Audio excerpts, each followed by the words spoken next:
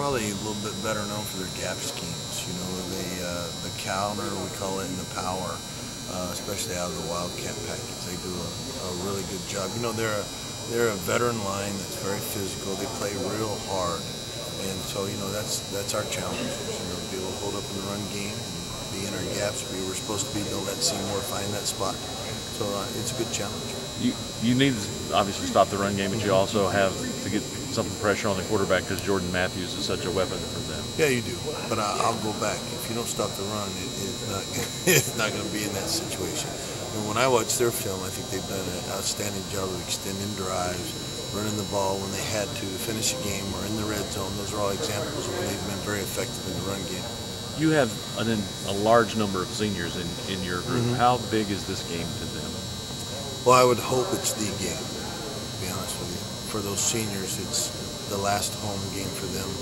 They understand, I think we're 27-1 in senior days around here. So I would hope that they truly understand how important this will be a lasting memory. You want to have a great memory the rest of your life. When you come back as an alumni, whether it's next year or 5 years down the line, you want to have great memories of that last game.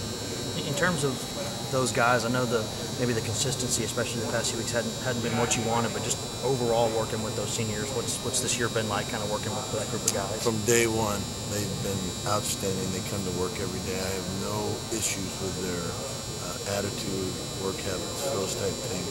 It's just the effectiveness, the inconsistency, you know, doing attention to detail, we call it around here, doing the little things right, and being accountable, being in your gap all the time. We have not been effective.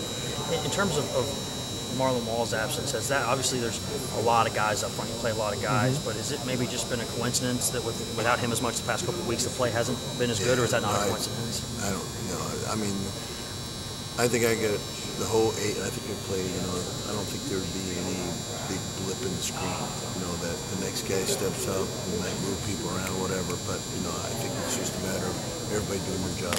How's the process of Corey Vereen becoming maybe more of an every down option, maybe a run stopper at that size? Does he just have to get bigger, or is that exactly. He's kind of mature.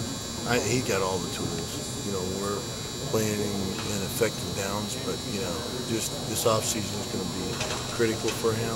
Get a little bigger, a little stronger, those type of things. He's going to be outstanding. I guess you've been around the game for a while. How big does an end have to be to really give himself a chance against the run? Big enough to hold off a 325-pound offensive tackle. That's what you got to do. So either close to 325 or really strong, I guess. You got to have technique. You got to have explosion. You got to have violent hands.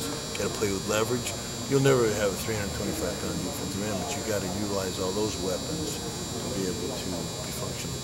Well, I guess, are there things that he can do in the meantime? Because maybe, you know, different guys have different frames and everything and grow at different rates, but I mean, how much can he do now? He's doing everything. He is the hardest working young man I've ever been around. So he's doing it all. It just takes time, maturation.